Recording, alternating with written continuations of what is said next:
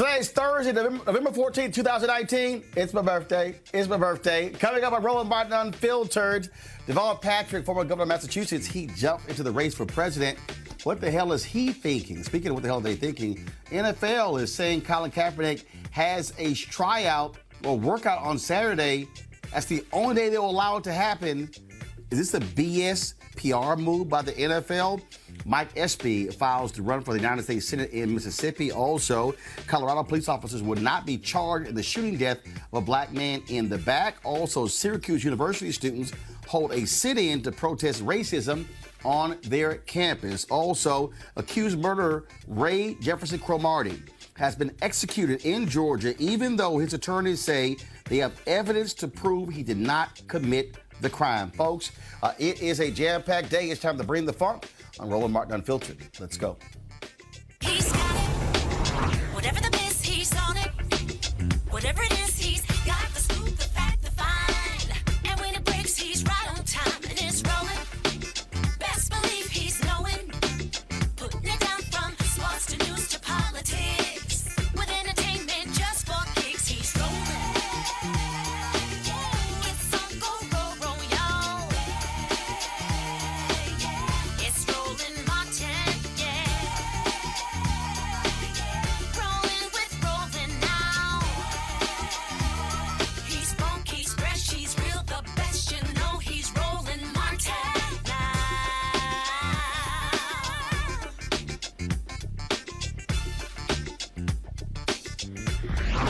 Martin.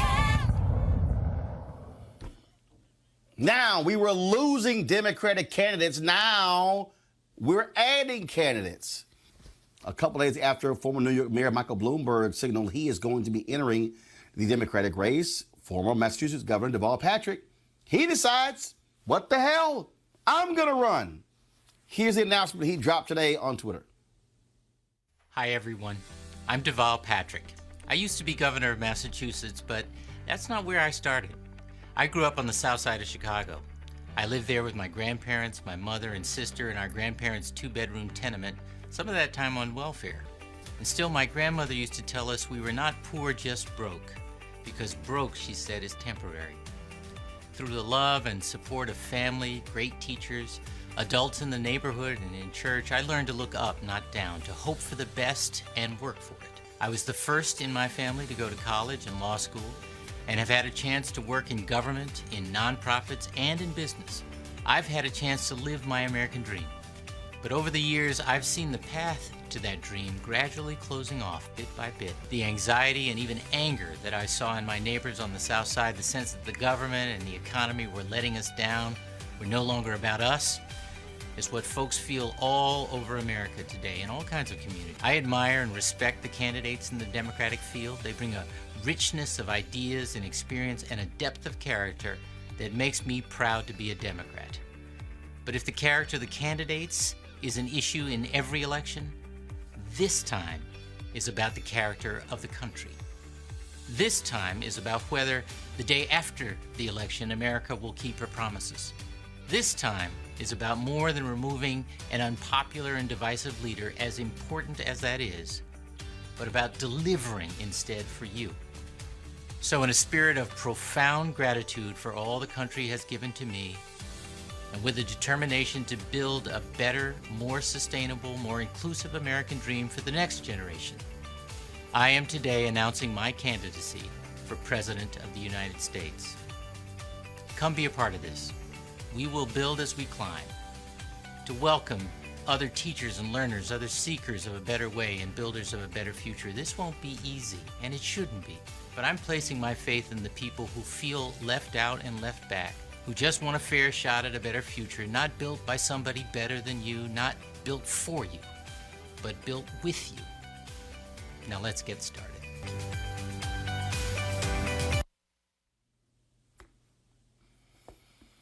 All right, y'all. I really have no idea why Deval Patrick is running. Let's go to our panel. Dr. Greg Carr, he is the chair of the Department of Afro-American Studies at Howard University. Dr. Julianne Malveaux, economist, president emerita at Bennett College, and also Erica Savage Wilson, host Savage Politics Podcast. Start with you, Dr. Carr. Seriously, here's the piece. If Deval Patrick is positioning himself as a centrist, you already have Joe Biden. You already have Pete Buttigieg. If he's positioning himself as the black candidate, you already got Senator Kamala Harris. You already got Senator Cory Booker. I think what you really have here are Wall Street Democrats who are not happy with Joe Biden's performance, who are scared to death of Senator Elizabeth Warren and Senator Bernie Sanders, and they went out and said, Deval, you gotta run. You're Obama-like. Absolutely. In fact, Roland, first of all, happy birthday, brother. And leave that outfit when you get back. I'm going to need that, brother, that maroon. But anyway, no, but the whole time you were showing the announcement, that's what the three of us were sitting here saying. It's very clear that this is an attempt to respond again to, not to Biden, but to respond to Warren and to Sanders. Pete Buttigieg comes out of nowhere. They don't know about him. Michael Bloomberg is going to try to buy his way into the thing. And Biden is deteriorating before our very eyes. So this is definitely collusion between Wall Street Dems. You already know he got the blessing of Barack Obama, his very good friend. Tom Perez and them are in on this. And why not throw him in? But this is not going to slow anything down. He'll probably pick up some votes in New Hampshire because he was the governor of neighboring Massachusetts. And maybe he'll make a dent in South Carolina. We'll see. But at the end of the day, this is an attempt to capture that Obama magic. But that train is gone. Yes, gone. Julian, I'm looking at this. So Politico just dropped this story. You're going to love this here. Deval Patrick looks like the ideal candidate to break Joe Biden's grip on black voters. Jesus. Who did they talk to? You know, the problem is that Biden is deteriorating in front of our very eyes. He looks like Uncle Joe who basically forgot his soda on the other side of the room, but he has not been compelling at all. But Deval Patrick, I adore him. I know him. I adore him. But I don't think he's compelling either. I think this is the problem. The Democratic field is a very weak field. Warren, if you cannot run around the United States and call yourself a socialist and think that's going to have any traction. I mean, with all due respect. I do it every day. I don't have no traction. Sanders, I mean, he and basically Biden need to go sit down at the old folks' home and just do their thing. And then you have, of course, Kamala is not doing as well as we like her to do. Buttigieg is doing very well, but a lot of people are going to say he's too young. But when Deval and Steyer and Bloomberg run in, what they're really saying is the Democratic field is weak. And so the issue for the DNC, frankly, and Tom Perez is how do we get a stronger field? And these Johnny-come-lately brothers and white folks, they not the ones. But here's the deal, though, Erica. Not a single vote has been cast. So this whole idea that the field is weak, based on what? Let me remind people who are watching. The beginning of November in 2007, Obama was down 20 points to Hillary Clinton. In September of 2015, Jeb Bush was at the top of the Republican polls. Donald Trump was at the bottom. What happened? Right, and again, happy birthday to you, Roland. And so this is the civility candidate. And I strongly reject that he actually thought it best for him to enter the race.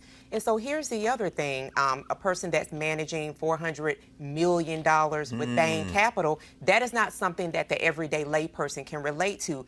And much broader than that, the Democratic Party has to wrestle with who its true base is. It is black folks, it's brown folks, and the people that have led them to victory, they have got to really, really embrace that electorate. And so not provide what mainstream media believes to be a good candidate for black people. That's not going to work. And so I'm looking at Deval Patrick entering this race, and I'm thinking to myself, you've been out of office since 2015. What have you been doing in terms of coalition building? What have you been doing in terms of helping for people to turn out the vote, to make folks aware of rapid voter disenfranchisement and voter suppression? So to come in, this is not an exercise in vanity, not interested. No, next, sit down. You know, Roland, Erica and is saying that's something. precisely it, Greg. But that's precisely it. The problem here is that, again, when I look at these people and I look at how they're all freaking out, I go,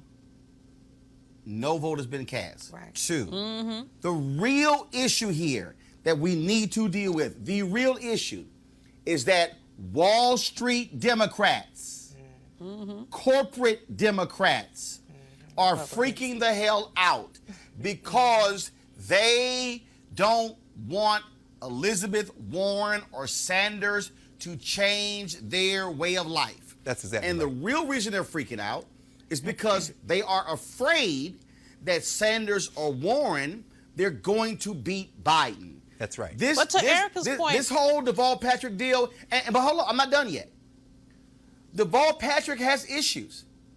Deval Patrick, last time Bain Capital was a major part of the presidential campaign, Mitt Romney. ask Mitt Romney how well that went over.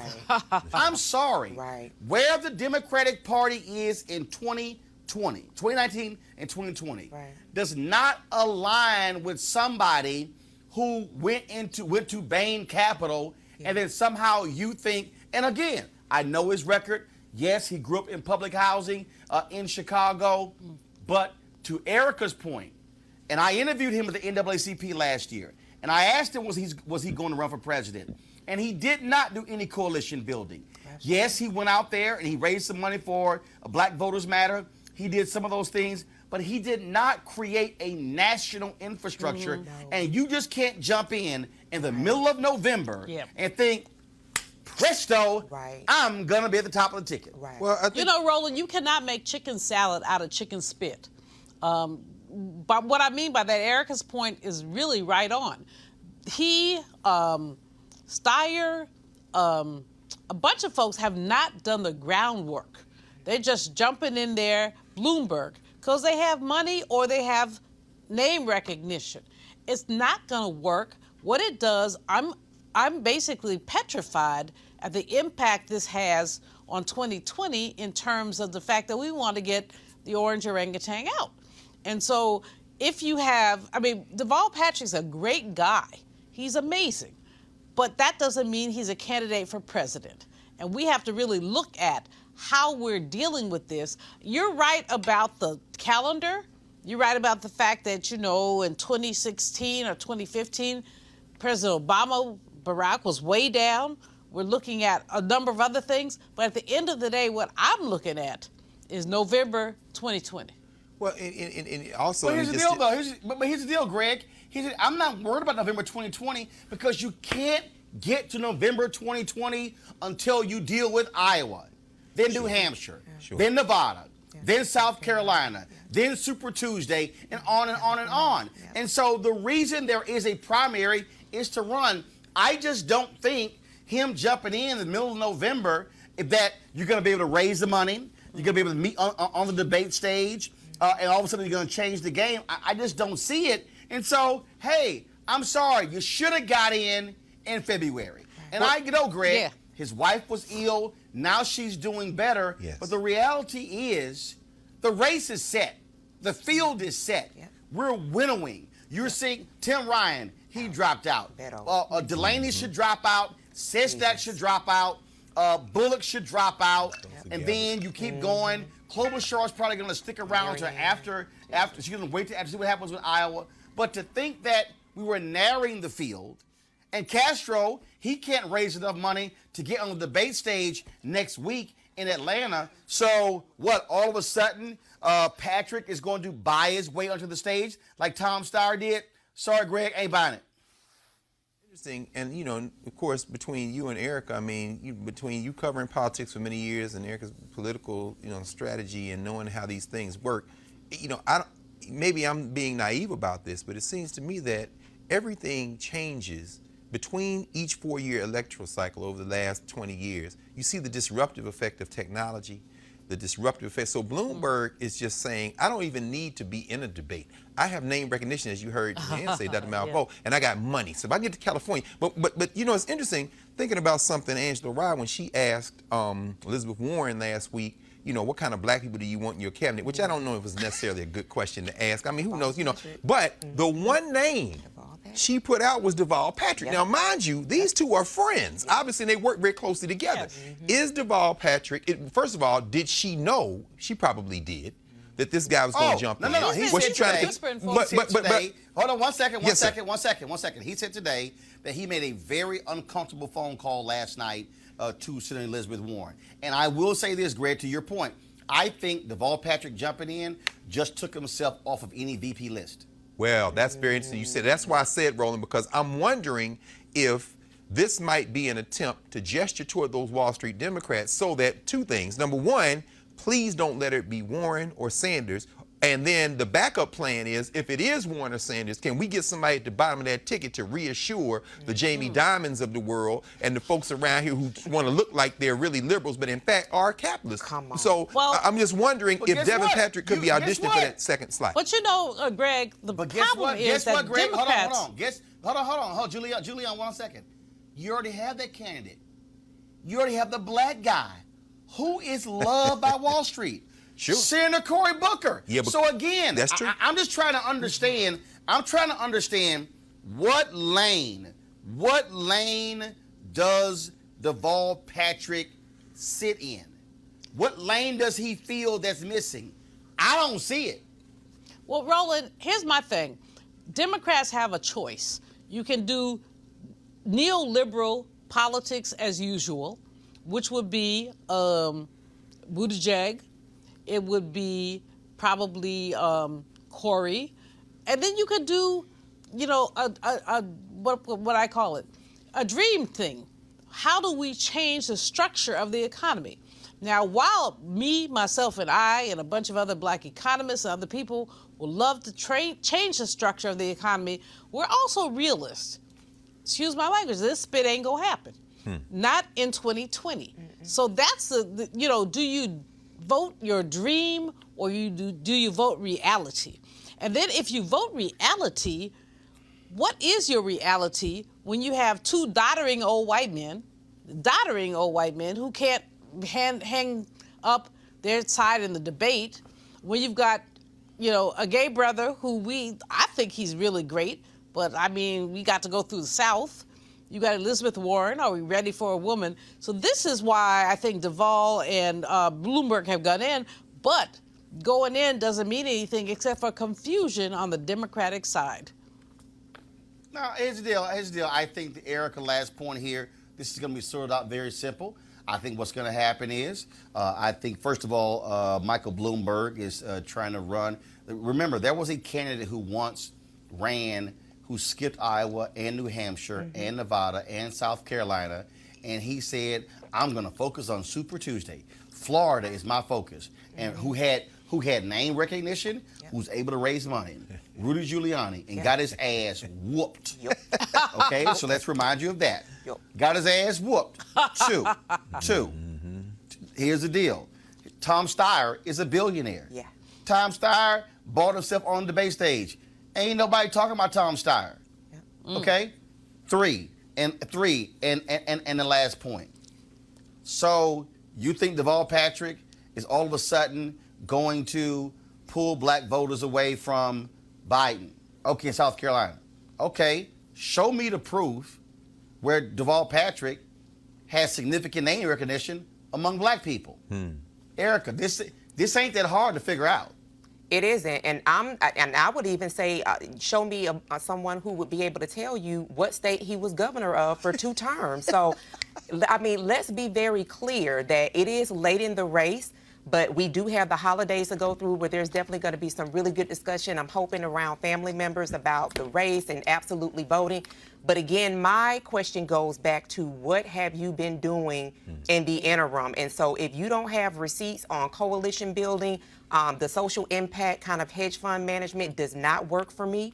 If you don't have receipts in going out into the community and talking to people who maybe have not expressed an interest in voting and interrogating that, especially when you're spouting off your South Side credentials, there's nothing else to be said. So there was a period which was, I guess, magical for a lot of people for a period of 8 years, but some people didn't see any difference in that magical period, the Obama years. So we've got to be very, very real about where we are, as Dr. Malvoa and as Dr. Carr have pointed out, and understand that there's a lot at stake, and we don't have time for vanity projects or candidates or ego stroking.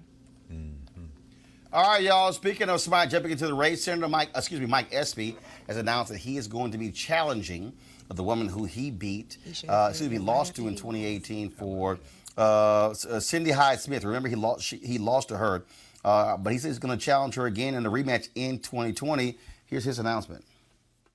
You know, Mississippi is changing. My great-grandparents were slaves brought to Mississippi from Georgia and Virginia. But their son, my grandfather, Thomas Jefferson Hudson Sr., founded the first hospital for African Americans in Mississippi because he believed that black women should give birth on comfortable beds and on clean sheets instead of in the cotton fields. My grandfather broke barriers, and through his legacy and through his fortitude, decades later, well, I broke a few more. I was the first African American to represent Mississippi in the United States Congress since the Civil War era. And then later, the first and only African American to become Secretary of Agriculture. I'm Mike Espy, and over my lifetime, I've seen a lot of changes in Mississippi. But progress in Mississippi is still too slow. Too many people are hurt because they're looking for work but can't find a decent job. Or because the rural hospital that served them is now closed. Or they can't find an education that makes them marketable. And we can't continue the change we need if we have a senator who openly laughs about public hangings. It makes statements supporting voter suppression. Cindy Hyde-Smith is hurting Mississippi, our progress and our reputation. That's why I'm running for Senate. I want us to meet our potential. I want us to be a state that we all can be proud of. And I've got the experience to help. In Congress, I wrote an economic development bill signed into law by President Reagan. And as the Secretary of Agriculture, I personally negotiated trade treaties that open new markets for our farm commodities. For the last 25 years, I've worked with a nonprofit in Mississippi that has provided loans to people who want to buy their first home or to start a new business. We build hospitals in rural communities, in grocery stores where there are food deserts. We make Mississippi stronger by enabling good ideas to become a reality and helping people to live out their dreams. Now that's the Mississippi I believe in. We came so close in 2018. Join me, and this time we'll do it.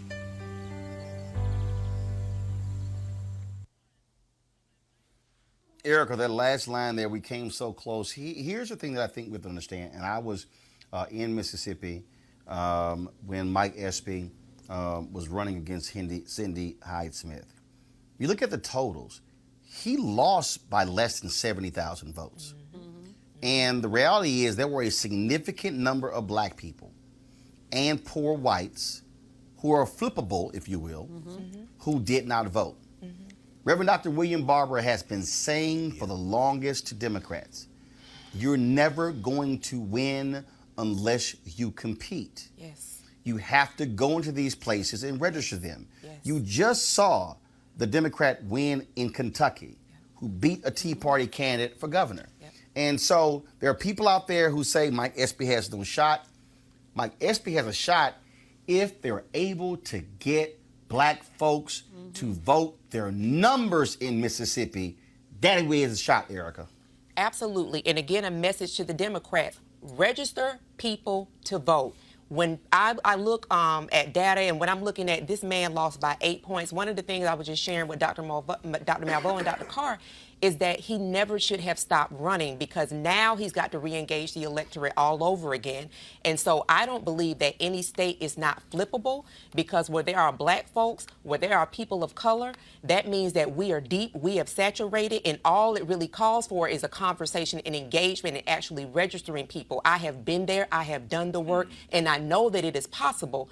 But and so to go along with what you shared about with Dr. Barber, this again is why we cannot allow mainstream media. It's important for these type of platforms to really break down and engage people who are hardworking people, folks who are millionaires, folks that are thousandaires, hundredaires, wherever folks sit on the income line, right. Engage and teach on a daily basis, because one vote, there was just a campaign I was reading about, I believe, a New Jersey mayoral campaign that was won by a Democrat by 3 votes. And so if the Democratic Party won't invest in actually registering people to vote, then it is incumbent on us as organizers, as strategists to go out and to do that work, because Mike Espy can absolutely win this Senate race. He can win it, Roland. Greg, I'm looking. Hold on. I want to give vote total. Hold on. Wait. I want to give numbers because I think it's important for our audience. Because Erica said he lost by 8 points, and yes, Cindy Hyde-Smith got 53.9% of the vote. Mike Espy got 46.1% of the vote. But for the people who are watching, there are 1,797 precincts in Mississippi. There were 889,971 votes cast. Mike Espy lost by 68,585 votes. The number, I guarantee you, if you start going through the rolls there and look at the place, because first of all, remember, you know who voted and who didn't based upon the numbers. Yep. You have to be able to do what they did in SNCC and go into those places, go into those rural parts, and you got to be able to go touch those people. Yes. And when I remember there was the Sunday, there was a rally there in Mississippi, and we live streamed it on Roland Unfiltered. And one of Espy's folks gave the preachers there their marching orders when it came to going out and making sure people to vote. Folks, these numbers are not difficult. To be able to say, go find them. The Espy campaign, what they have to do is go touch 100,000 or 120,000 more people who did not vote. And you have the data, Julian and Greg. You go find 120,000 people who did not vote in this runoff and turn them out, because you get the folks who did vote and those folks who didn't vote, he can win. 39% of Mississippi is African American. Mississippi, as they say in Nina Simone's song, Mississippi Goddamn.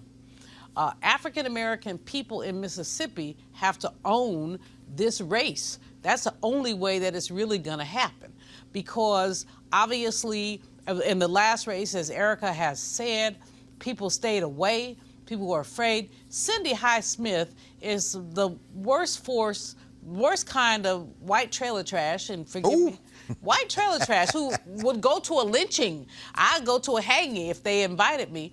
We know what that's about, and lynching is an issue right now in our country. But the bottom line is that you can't do this nationally. The DNC needs to put money into local races, into local people. You can't just have commercials on TV. What you got to have is people going door to door, knocking doors, having conversations, and grassroots organizations in Mississippi need to get the financial support of the Democratic Party if they want to flip this. It's possible. It's very possible. But what the DNC has done heretofore is this, this sort of helicopter thing. What they did to Stacey Abrams, they didn't come into her until the end. The helicopter thing of like, but here's the piece though, Greg, and I think what the Espy campaign has to do, and that is, and granted, you have nonpartisan groups who can't play partisan roles, but the reality is this here. There has to be external organizations, not waiting on the DNC, but external organizations who are going to go into these places, who are going to say, between now and November 2020, here's the reality. Cindy Hyde-Smith is going to get the Republican nomination on her side.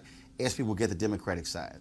So the reality is he doesn't have to run a primary race, unlike when he ran in the special election. Right. What has to happen here is that in order for him to win, you're going to have groups who go into Mississippi, who cull through the numbers and say, we're going to touch anywhere from 120 to 150,000 people who did not vote.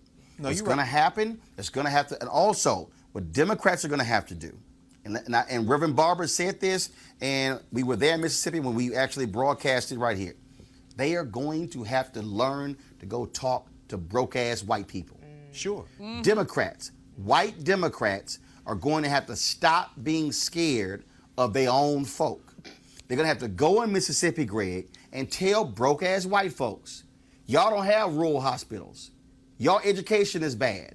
That's the argument. It can't just be Mike Espy, the black candidate. They got to go learn to talk to broke-ass white people. Well, that's true, Roland, and that is the future of the Democratic Party. If they're going to have a future with coalition politics, you're right, it's fusion politics, as Reverend Barber has said. You know, it's interesting because you've been the only news source consistently to interview the black folks who have gone into these southern states and organized at the grassroots level in this next wave. And I'm thinking now about all the black women, Latosha Brown and so many others, those women who descended upon Alabama and got Doug Jones that Senate seat.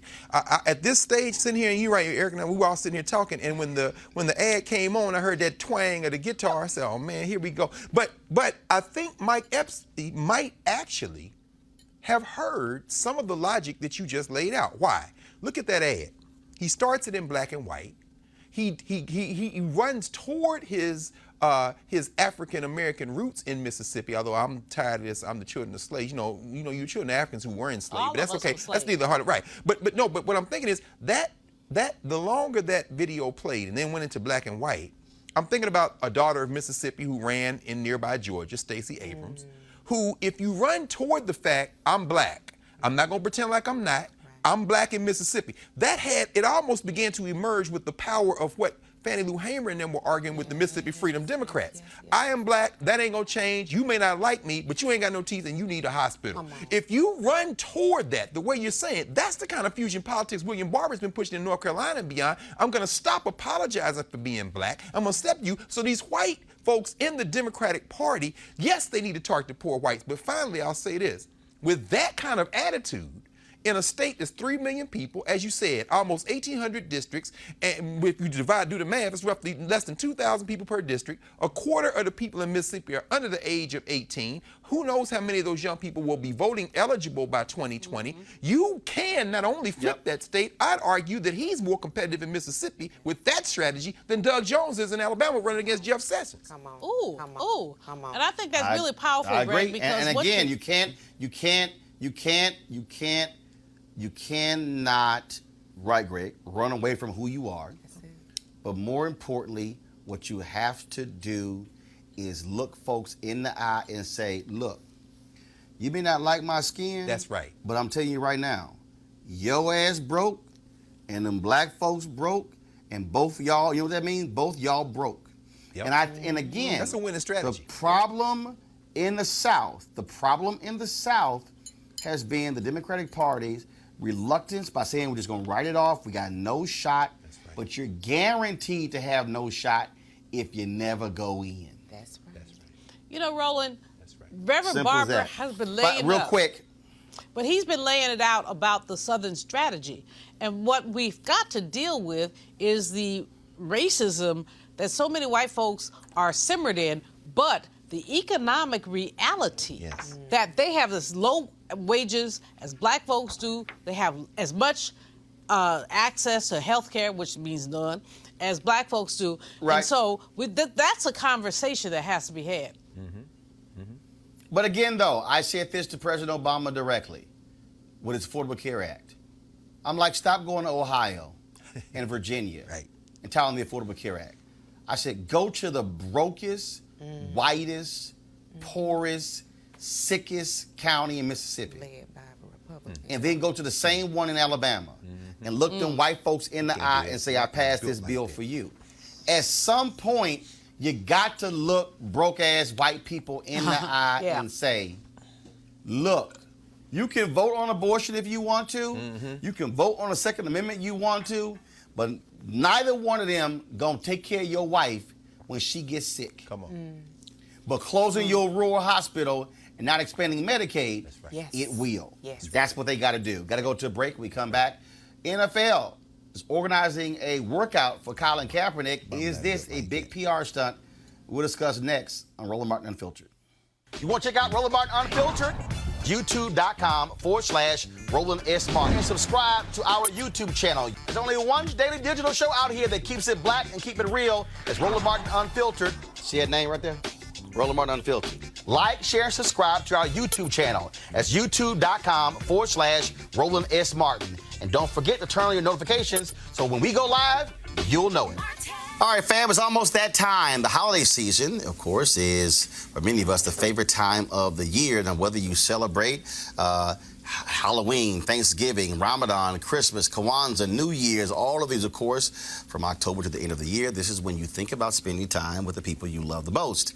This is also the time to count your blessings and support those less fortunate and look at how you can have an impact on their lives. Well, I have the perfect opportunity for you to be a holiday hero, have a major impact on other families. Here's the deal. Right now, hundreds of thousands of Americans are sitting in jail without being convicted of a crime. Why? Because they lack the financial resources to pay their bail. Now think about it. If you are arrested for any minor offense, you'll be taken directly to jail. If you don't have bail money, whether it's a few $100 or a few $1,000s, you will stay there until a court date is scheduled. Now that could be days, weeks, or even months. America's bail system is broken and has created a two-tier system of justice, one for the rich and one for the poor. Folks, freedom should be free. That's why the Ebony Foundation is partnering with the Bail Project and is sponsoring the Home by the Holiday campaign. With your help, our goal is to bail out 1,000 people by New Year's Day. Now, how's that for a holiday gift? A donation from you can change someone's life tomorrow, and here's why it is critical. People of color represent upwards of 90% of the jail population across the country. It ranges from 50 to 90% depending upon where you are. Of course, then when they stayed in jail, 90% of people with misdemeanors ended up pleading guilty. However, when bail was paid, 50% of the cases were dismissed and less than 2% received the jail sentence. Sometimes justice needs just us to join the fight. Folks, you can be a holiday hero by donating $25, $50 or more to help the Ebony Foundation bring our brothers and sisters home for the holidays.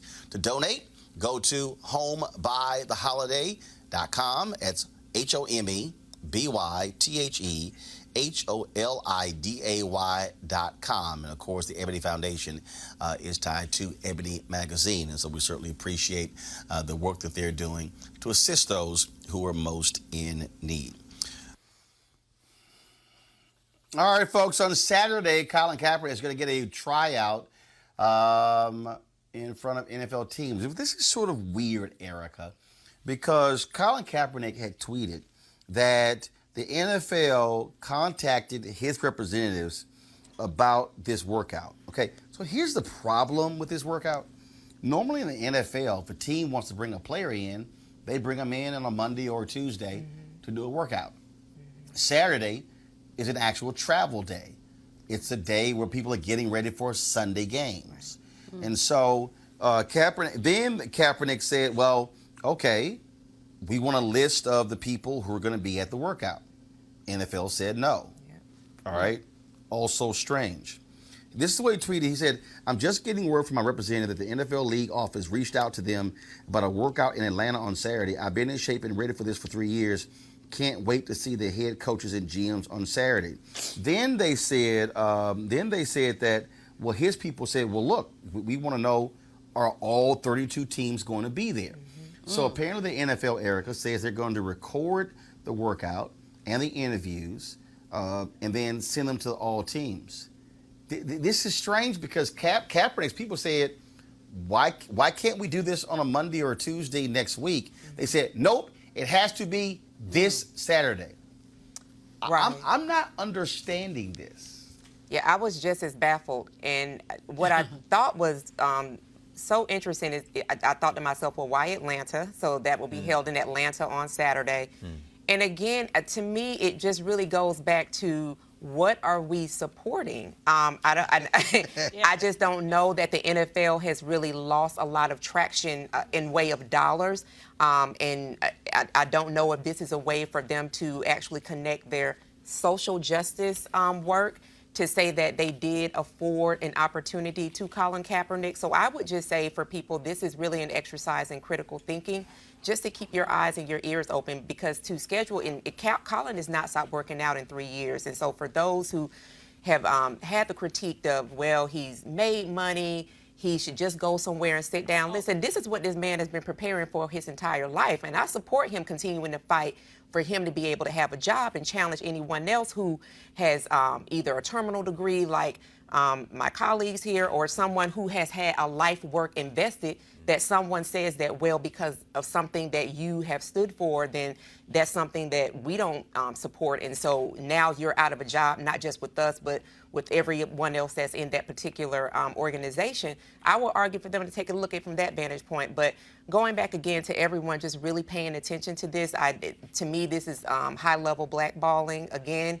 And I really wish Colin all of the very best, because this man should be playing football. Because from what I understand, the NFL has some pretty sorry quarterbacks in its league. Yeah, sorry. Sorry is the word. Especially in Chicago. So let me read this here. This is from the NFL. We are looking forward to Saturday's workout with Colin. 11 teams: Arizona, Atlanta, Cleveland, Denver, Detroit, Miami, New England, New York Giants, New York Jets, Tampa Bay, and Washington have already committed to attend, and it's only Thursday, with 2 days remaining until the workout. We expect additional teams to commit. Former NFL head coach Hugh Jackson will lead the drills, and former NFL head coach Joe Philbin will be in attendance as well. We will send video of the workout and interview to all 32 teams, including head coaches and general managers. First of all, the Chicago Bears, their quarterback sucks. I don't know why they're not on this list. But this is just, it's still strange. Yeah, and it came out of the blue, like literally, hey, workout Saturday, show up or else. Well, I think part of the challenge, Roland, like I say, there is no explanation that could be offered at this point that would surprise me. Jay-Z has received, and rightfully so, a great deal of criticism for his apparent capitulation. This could be as simple as them trying to appease Jay-Z because he's stinging from criticism and says, look, man, y'all got to do something. Okay, fine. It could be, even though they say the ratings are up a little bit, I haven't watched 1 second of NFL football since the ban of Colin Kaepernick, and I don't anticipate watching it either. I don't begrudge those people who watch it. I'm just saying that as a personal choice, for me, that's my line of self-respect and dignity. But the NFL might be looking forward and saying maybe they can't sustain that, because they do risk making angry these racists who support never seeing Colin Kaepernick again. Now, if you put that, so there's no explanation that I could hear that would surprise me, because it could be as small as trying to appease Jay-Z, as large as looking forward in a demographic, or finally, it could be about trying to let the air out of this balloon, because as far as I'm concerned personally, and I agree with you, Erica, he should do what he wants with his life. But if I were Colin Kaepernick, I would never play a down of football again, because the minute you do get signed to a roster, if you trot out there and don't take a knee or don't protest, then all of that momentum that you built up around your name may be let out. And maybe the NFL is saying finally, hey, maybe we can just begin to let the air out of this protest balloon by letting him have a workout. But I think don't those Steelers have a bye this weekend? If Mike Tomlin wanted to make a statement, maybe he gets on the plane and goes down there and watch it. And let's see what happens then. But I don't know. I think they might have a bye, which means he's open to go down and watch the workout. Roland, you know, I am not a sports fan for any number of reasons. I think it's Gladiator Central. Harry Edwards is a great friend of mine, and I love what he said about this. But I think that anybody who's looking at this needs to read The Spook Who Sat by the Door. I mean, we need to really look at why Colin Kaepernick is being invited to this nonsense. And as Greg said, I mean, again, I think he's being set up. No question. But frankly, he wants to play football. He hasn't played in 3 years. As Erica says, he should do whatever he wants to do. Here's the deal. The NFL is a bunch of racist Maryland farmers. Racist, they not only with him, but with others. And we, as black people, support them because we like entertainment. Well, if you like entertainment, go to the movies. See Harriet. Do something else. I mean, but the bottom line is I empathize with Colin Kaepernick, support him for what he wants to do, but really feel like this is a shell game that, with Jay-Z probably up in it, but a shell game that I think is going to not turn out right. All right, folks, let me tell you about this story here. A grand jury found that 2 Colorado police officers were justified in killing a black teenager who was shot multiple times in the back during a foot chase. The DA said on Wednesday, folks, you can see here the body cam footage that was released. As a result, no criminal charges will be filed against the officers involved in the August 3rd death of Devon Bailey in Colorado Springs. One officer ordered the men to keep their hands up so that another officer could search them for weapons. Bailey ran as he was about to be searched and was shot after he put his hands near his waistband. There's another story they want to read for you. Students at Syracuse University staged a sit-in yesterday in protest of what they see as growing racial bigotry on campus and the school's slow response to stemming it. About 50 students gathered in the Barnes Center at Archbold Gymnasium to call for a safer campus for students of color, particularly black students. The protests have come after racial slurs were discovered in Day Hall on campus. Students have criticized the administration's response to the incident, calling for more transparency and action. The group compiled a list of 9 demands. They are the expulsion of any students involved in Day Hall vandalism, the creation of a twice-annual open forum for students to communicate directly with the Board of Trustees, curriculum reform to better educate students on questions of diversity, mandatory diversity training for faculty and staff, a zero-tolerance policy for hate speech among students, a same race option for roommate selection on the student housing application, hiring of additional counselors that better represent student body in marginalized communities, and a $1 million investment in long-term curriculum changes that address issues of diversity and racism. Here is the response from the Chancellor, Kent Savarut. Excuse me, I've come right from the airport. I understand that various folks are here engaging. I'm eager to hear and have my team work with you on what the latest concerns are, and I appreciate your being here. But I'm concerned about this situation, and I'm concerned about what happened in Day Hall. I have been briefed on the concerns expressed last night. I'm waiting to be briefed much more fully on them as well. Thank you for your work. So I will read them, and I take it the whole team will respond to them as promptly as possible. Good. But I didn't want to delay coming to see you. I was in Washington, D.C. last night. So thank you for sharing this. Please, team, stay here, and it'd be helpful if you could talk through each of these with the students.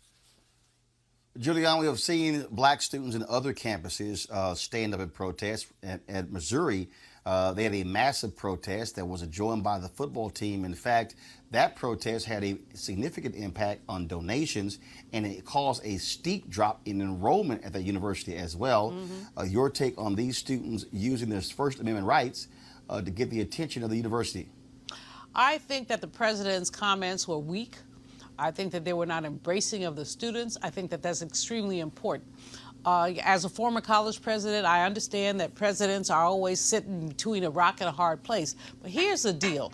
Too many of these predominantly white institutions have discriminated against young black people, and it basically affects the way that they're going to move through academia and live in the world. The president, I think, should have been far more aggressive, and there should have been some penalties imposed against those racists. Greg, you're a university professor. Your thoughts on these students? We've seen students at Howard University express their displeasure with things happening on their campus. Your thoughts on this? Absolutely. Well, young people, you know, this happens. We have cycles of student protests and student takeovers. I mean, you know, at Howard, it's almost a rite of passage. If you don't get through 4 years without some takeover of somebody's building.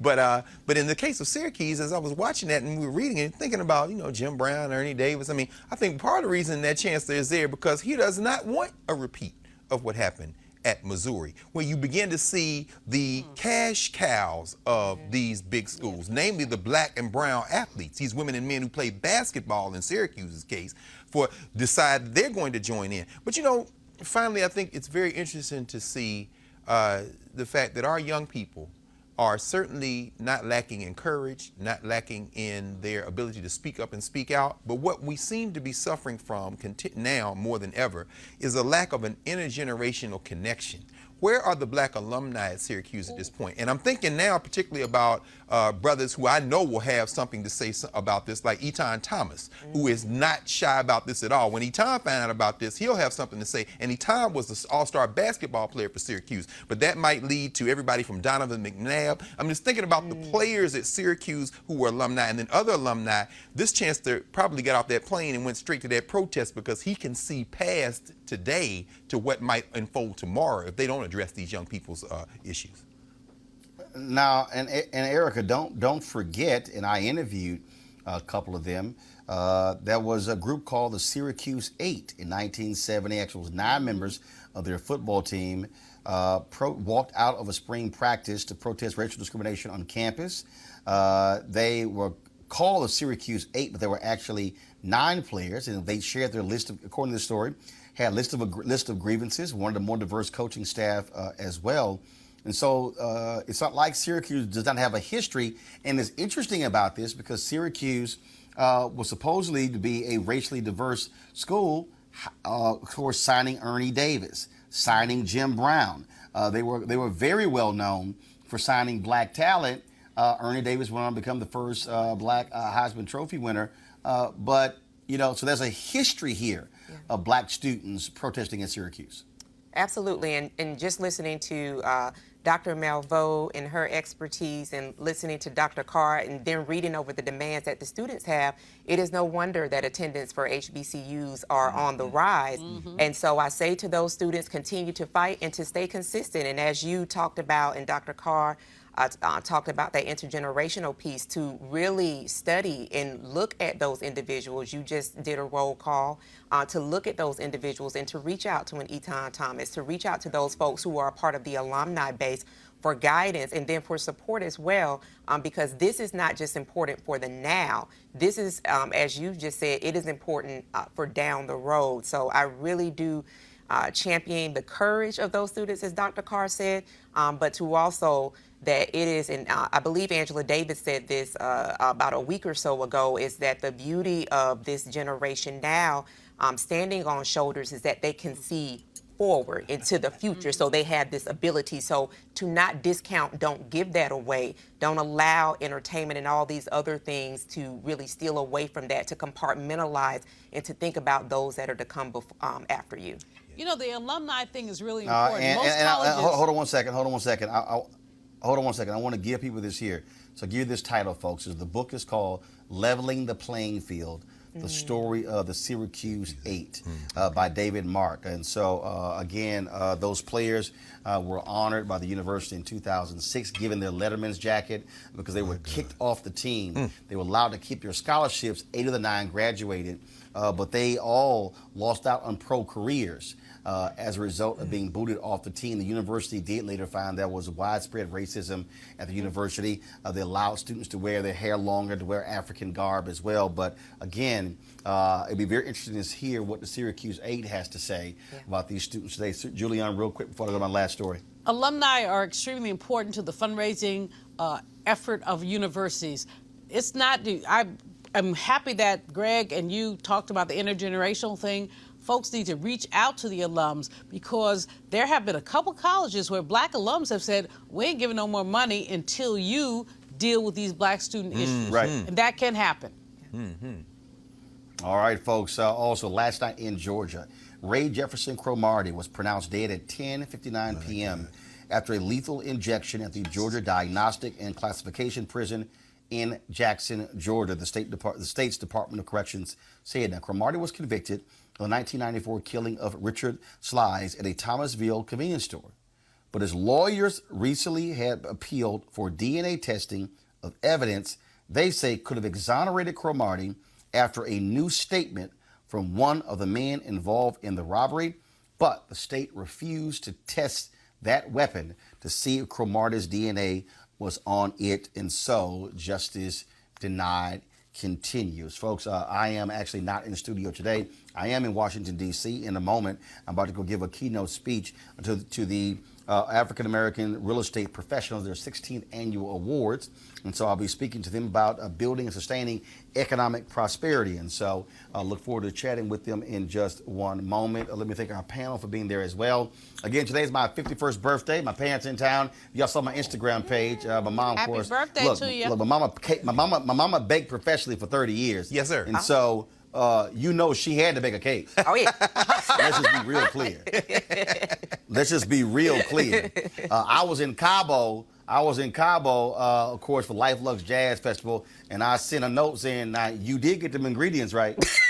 I thought so. What's your cake, though, man? What is the cake? See a picture of the cake? It's a picture of it on social. No, It's a picture of it on my social. Oh, it's on Instagram Instagram. page. Okay. And so it's the white cake with cream cheese filling, so I normally get a chocolate cake on my birthday, but since she was here, she had to bake that cake. Yes, sir. So just letting y'all know. And I tell y'all something real nothing quick. for So your my panel? brothers, my brother's birthday. He's gonna say my nephew's birthday was November 12th on Tuesday. My brother's birthday was yesterday, November 13th. Wow. And so the problem is, because our birthdays are one day apart, my mom used to bake one cake. I was like, that's bullshit. I want my own damn cake. So one year, I actually said, I want a birthday cake with no icing. What? She had to do two. Oh. So, yes. Yeah. So, Just want your own cake, Roland. ain't look, it's my own damn day, It's your own personal cake. holiday. So That's right. ain't no sharing of cakes. No, sir. Oh. No, sir. Hey, Ain't look, gonna happen. You So, gotta love the black it's- mother, boy. Oh, and this black selfish So child.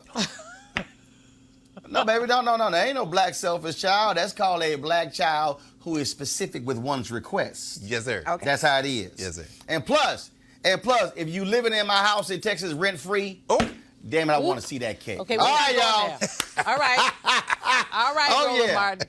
All right, y'all. I got to go. I go give this speech, and then I'm going to hang out with my parents and my family for the birthday. So y'all have an absolute blessed one. Don't forget, folks, you want to support Roland Martin Unfiltered, please go to RolandMartinUnfiltered.com. You can join our Bring the Funk fan club.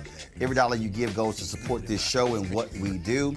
Of course, yesterday, we live streamed the rally from Annapolis, Maryland, in support of those 4 HBCUs. Let me tell y'all something. All these black websites out here, all these black networks, there was only one black media outlet that brought you that rally live. That's why we exist. And so we want you to support what we do. We're going to be in Atlanta next Wednesday for the Democratic debate taking place at Tyler Perry Studios. I don't know what other black websites are going to be broadcasting the show from there. We're going to be there. That's why we need your support. We've got to fund our freedom. And so please support us in what we do. Support RolandMartinUnfiltered.com. I got to go, y'all. Holla!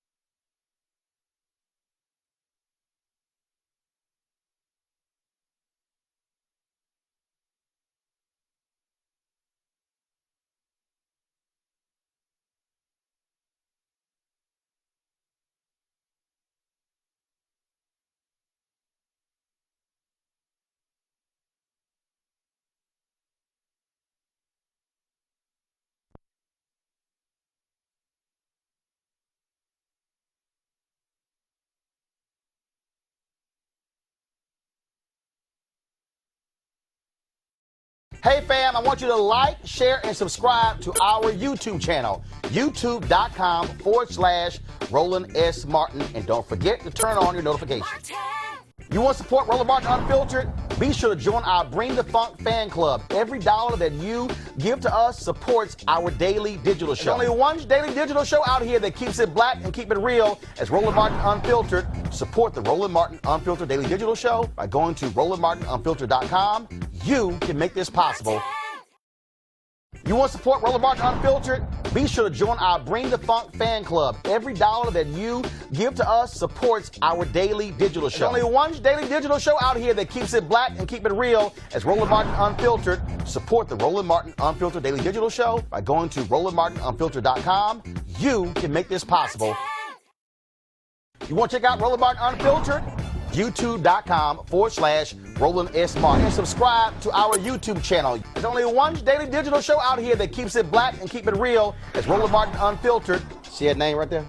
Roland Martin Unfiltered. Like, share, and subscribe to our YouTube channel. That's YouTube.com/Roland S. Martin. And don't forget to turn on your notifications so when we go live, you'll know it. Hey everybody, this is your man Fred Hammond, and you're watching Roland Martin, my man, Unfiltered. Hi, this is Essence Atkins, and you're watching Roland Martin Unfiltered. Hey, yo, Peace World, what's going on? It's the Love King of R&B, Raheem Devon, and you're watching Roland Martin Unfiltered. Hi, my name is Brescia Webb, and you're watching Roland Martin Unfiltered. Ow. Well, I like a nice filter usually, but we can be unfiltered. What's going on? This is Tobias Trevelyan, and if you're ready, you are listening to and you are watching Roland Martin Unfiltered. What's up? I'm Lance Gross, and you're watching Roland Martin Unfiltered. Hi, this is Cheryl Lee Ralph, and you are watching Roland Martin Unfiltered. I mean, could it be any other way? Really? It's Roland Martin.